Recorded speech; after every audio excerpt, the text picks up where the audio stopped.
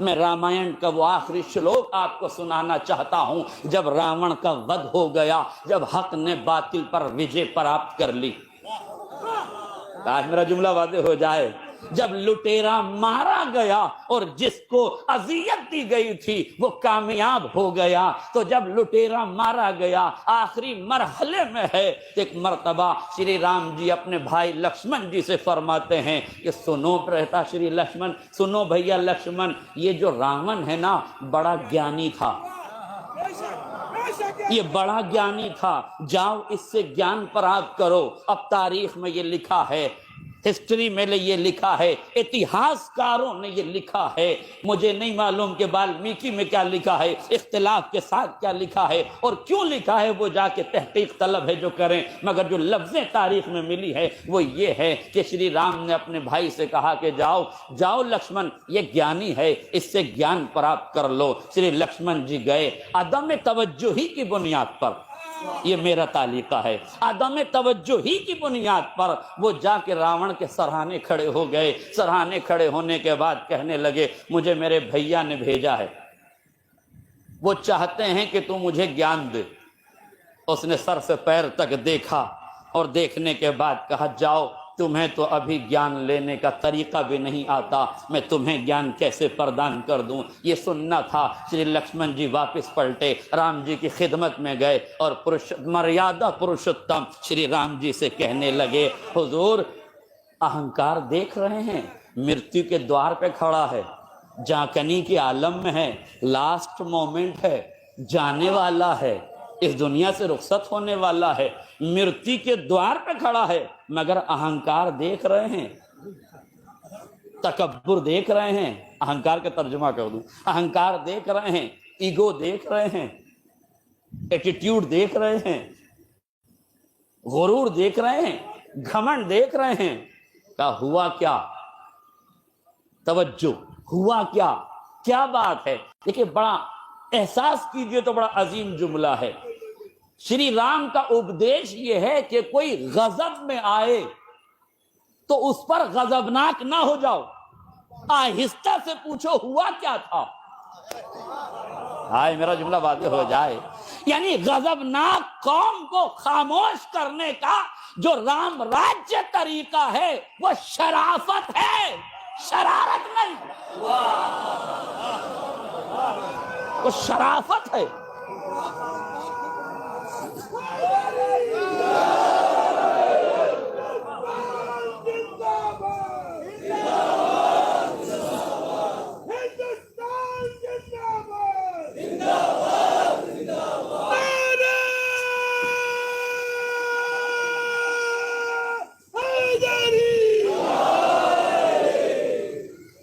غور فرمایا آپ نے، فوراً انہیں شانت کیا، خاموش رہو تھوڑی دیر، اب بتاؤ ہوا کیا؟ کہنے لگے براتا شری مرتیو کے دوار پہ کھڑا ہے، مگر کتنا اہنکاری ہے، کتنا متکبر ہے، کتنا غرور میں مبتلا ہے، کہہ رہا ہے تمہیں تو ابھی شکشا پراپت کرنا نہیں آتا۔ شری رام مسکرائے، مسکرا کے پوچھا تم کھڑے کہاں تھے؟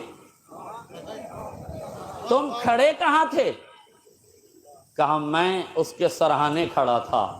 کہا تو پھر غلط جگہ کھڑے تھے، گیان گرو کے چرنوں سے پراپت کیا جاتا ہے، تمہیں پائنتی کھڑا ہونا چاہیے۔ میرے عزیزوں یہ ہے رام راجیہ کی وچار دھارا کہ جہاں تعلیم حاصل کی جائے وہ مقام بھی لائق احترام ہوتا ہے۔ یہ ہے رام راجیہ کی پریبھاشا کہ جہاں سے ایجوکیشن ملے، جہاں سے تعلیم ملے، اس مقام کا مہتو یہ ہے کہ سرہانے نہ کھڑے ہو، پائنتی کھڑے ہو۔ بھائی کا اپدیش سنا، فوراً پہنچے، جانے کے بعد پائنتی کھڑے ہوئے، راون کی آنکھوں میں آنکھیں ڈال کے کہا اب تو مجھے گیان دے دو، اب تو میں صحیح جگہ کھڑا ہوں۔ اب جملہ سنیے، آخری فرق تک توجہ چاہتا ہوں۔ راون نے جیسے ہی یہ سنا، یہ دو روایتیں ہماری سن لیجئے تاکہ بات کو سمجھنے میں آسانی ہو جائے۔ معصوم فرماتے ہیں خذ الحکمت ولو کان من اہل النفاق، حکمت جہاں سے پانا لے لینا چاہے نفاق کے سینے ہی میں کیوں نہ ہو۔ خذ الحکمت حکمت جہاں سے پاؤ، این خذوہ اینما وجدتموہ، جہاں سے حکمت پاؤ وہیں سے لے لو۔ دوسرا فقرہ نہج البلاغہ میں امیر بیان و سخن مولائے متقیان علی ابن ابی طالب علیہ السلام، مولا فرماتے ہیں لا تنظر من قال بل انظر ماذا قال، دیکھو یہ نہ دیکھو کہ کون کہہ رہا ہے، میرا مقدمہ سنیے، یہ نہ دیکھو کہ کون کہہ رہا ہے، یہ دیکھو کہ کیا کہہ رہا ہے۔ یہ نہ دیکھو کہ راون کہہ رہا ہے، یہ دیکھو کہ راون کہہ کیا رہا ہے۔ آج میرا جملہ واضح ہو جائے، جیسے ہی شری لکشمن جی نے راون سے کہا کہ آپ گیان دے دو، تو کہنے لگا راون سنو لکشمن، مجھ راون کو ہزاروں دیوی دیوتاؤں کا وردان پراپت تھا، کسی طاقت میں اتنی طاقت نہیں تھی کہ میرا بال بیکا کرتا، مگر میں اس انجام کو پہنچا ہوں اپنے اہنکار سے۔ ہائے میرا جملہ واضح ہو جاتا، میں اس نتیجے پہ پہنچا ہوں اپنے ایگو کی وجہ سے، غرور کی وجہ سے، تکبر کی وجہ سے، گھمنڈ کی وجہ سے، انا کی وجہ سے، اہنکار کی وجہ سے۔ تو خیال رکھنا کبھی اہنکاری نہ ہو جانا۔ میں امت مسلمہ کو، پوری دنیا کے مسلمانوں کو، پوری دنیا کے حکمرانوں کو یہ بتانا چاہتا ہوں، جب گیانی کا اہنکار نہ بچا تو اگیانیوں کا اہنکار۔ نعرہ تکبیر، آخری آدمی کا بھاگ اٹھانے، نعرہ تکبیر، نعرہ رسالت، ہندوستان، ہندوستان، اسلام، نعرہ حیدری۔ ایک صلوات پڑھ دے محمد اور آل محمد کو۔ ہندوستان تک ٹھیک ہے، بس ہندوستان۔ اہنکار کسی کا بھی نہیں بچے گا، اتنا بڑا گیانی تھا مگر اہنکار کی وجہ سے مارا گیا، اتنا بڑا گیانی تھا اپنے اہنکار کی وجہ سے ڈوب گیا۔ اس کا مطلب یہ ہے میرے عزیزوں، برا نہ مانیے گا، میں یہ نہیں کہہ رہا ہوں کہ حجاب کے خلاف ریلیاں نکالو، حجاب کے خلاف ریلیوں کی ضرورت نہیں ہے، اپنی بچیوں کو باحجاب بنا دو،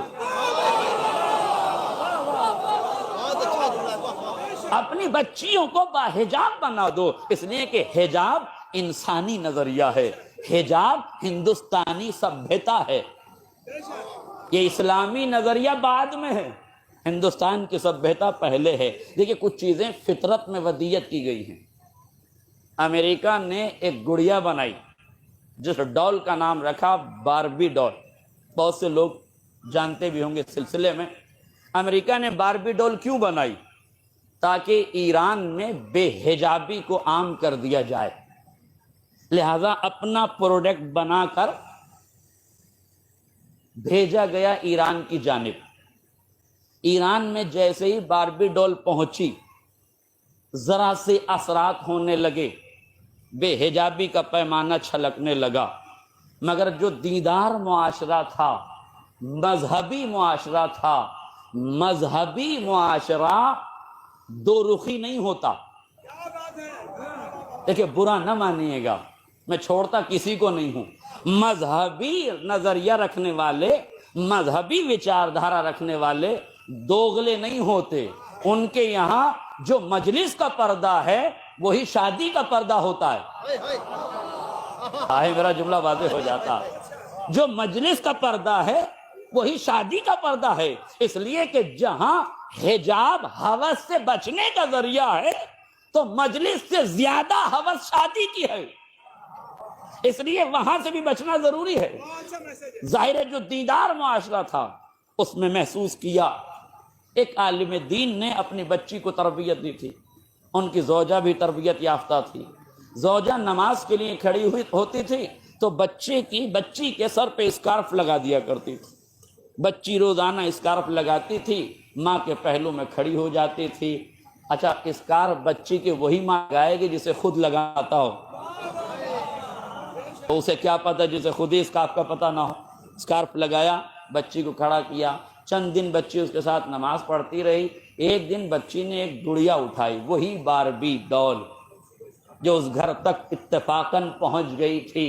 اس نے باربی ڈول کو اٹھایا، دیکھا چاروں طرف سے برہنہ ہے، اس کے چہرے پر اسکارف لگایا، چھوٹا سا کپڑا لگایا، اپنے ساتھ مصلی عبادت پہ کھڑا کر لیا. باپ نے اس منظر کو دیکھا، محسوس کر لیا کہ دشمن کی سازش کو ختم کیسے کیا جاتا ہے. کمپنیوں کو متوجہ کیا گیا، امریکہ نے باربی ڈول بنا کے بھیجی ہے، اب ہم ایک ڈول بنائیں گے جس کا نام مریم رکھیں گے، جس کے چہرے پہ حجاب لگائیں گے، اسے امریکہ میں بھیجیں گے اور دنیا کو بتائیں گے کہ ننگے سماج کو حجاب کیسے پڑھایا جاتا ہے. جب گئی ہے تو تک لکھا ہے ہسٹری نگاروں نے اور تحقیق کرنے والوں نے یہ لکھا کہ جیسے ہی مریم مقدس کی تصویر کی شکل میں گڑیا کو حجاب کے ساتھ روانہ کیا گیا، عیسائی حلقوں میں کھلبلی مچنے لگی، فوراً ہاتھوں ہاتھ اسے خریدا جانے لگا. باربی کی ساری تجارت ختم ہو گئی، مریم مقدس کے ذریعے سے حجاب ننگے سماج میں رائج کر دیا گیا. اور فرما رہے ہیں اس کا مطلب یہ ہے کہ ہمیں خود عمل کرنا پڑے گا، اس کے بعد مرحلہ طے ہوگا. اب رہا سوال کہ قرآن میں حجاب ہے کہ نہیں. اب قرآن میں حجاب میں کیسے سمجھاؤں؟ میں آپ کو اس رامائن سے حجاب سمجھانا چاہتا ہوں جس سے آپ بخوبی واقف ہیں. تو آپ جانتے ہیں جب محترمہ سیتا میاں کا اپہرن کیا گیا تو راون سادھو کے لباس میں آیا. وہ جو لکشمن ریکھا کھینچی گئی تھی اسے ایک لمحے کے لیے حالات کی مجبوری سے کراس کیا گیا. میرے عزیزوں میرے جملوں پہ توجہ کیجیے گا، میں اپنے ہر لفظ کا ذمہ دار ہوں مگر کسی کے ذوق سماعت کا ذمہ دار نہیں.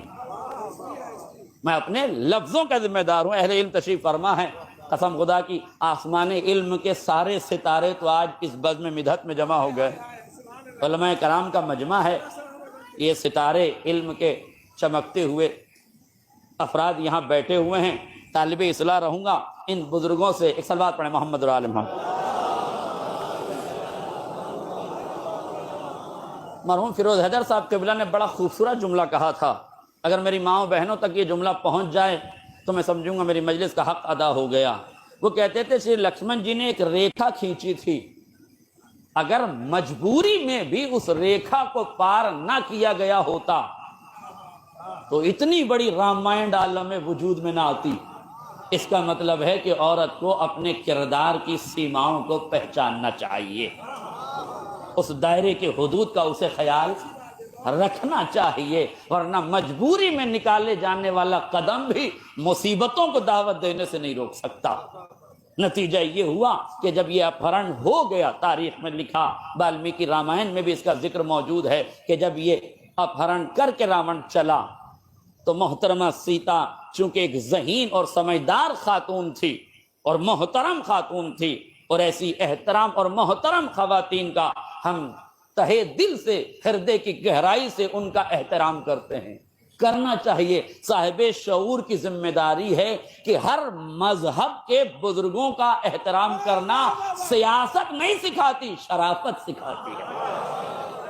کرنا چاہیے، شرافتوں کے پیمانے چھلکانے چاہیے. لہذا محترمہ ذہین تھی، اس لیے انہوں نے اپنی کبھی انگوٹھی اتار کے پھینکی، کبھی اپنا کڑا اتار کے پھینکا، کبھی اپنی جوتی اتار کے پھینک دی. کیوں؟ تاکہ پیچھے آنے والوں کو محسوس ہوتا رہے، نشانیاں اور یہ علامتیں انہیں ملتی رہیں. لہذا جب یہ ہو گیا، ادھر شری رام جی، شری لکشمن جی، ہنومان جی کے ساتھ تینوں آدمی ڈھونڈنے کے لیے نکلے. تو اب رامائن میں یہ لکھا ہوا ہے کہ ہنومان جی نے انگوٹھی اٹھائی، لکشمن جی سے کہا یہ کس کی ہے؟ کہا یہ میری بھابھی کی ہے. پھر آگے چل کے انہوں نے کڑا اٹھایا، پوچھا یہ کس کا ہے؟ کہا یہ بھابھی کا ہے. آگے چل کے انہوں نے پیر کی جوتی اٹھائی، کہا یہ کس کی ہے؟ کہا یہ میری بھابھی کی ہے. آگے چل کے انہوں نے چوتھی چیز جو اٹھائی وہ ناک کی ایک نتھ اٹھائی.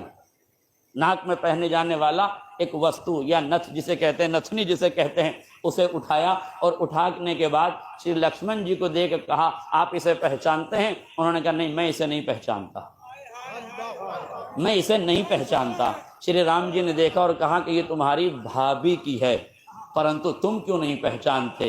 अब श्री लक्ष्मण जी का जुमला है, अगर किसी के समझ में आ जाए तो बहुत बड़ी बात है। वो फरमाते हैं, भ्राता श्री, मैं अपनी मर्यादा की सीमाओं को जानता हूं, मेरा धर्म मुझे भाभी के चेहरे पे नजर करने की इजाजत नहीं देता।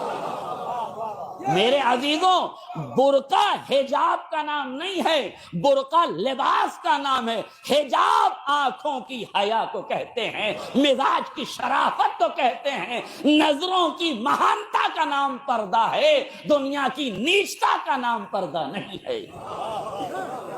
हिजाब आंखों की शर्मिंदगी का नाम है। कि मेरे समाज में ये जायज नहीं है कि मैं भाभी का चेहरा देखूं। अब बताओ, इससे बेहतर किसी समाज में, किसी धर्म में हिजाब की परिभाषा क्या होगी। जिस समाज में भाभी का चेहरा देखना जायज ना हो, उस समाज में गैर स्त्री का चेहरा देखना कैसे जायज हो सकता है। बुर्का लिबास का नाम है, हिजाब का नाम नहीं है।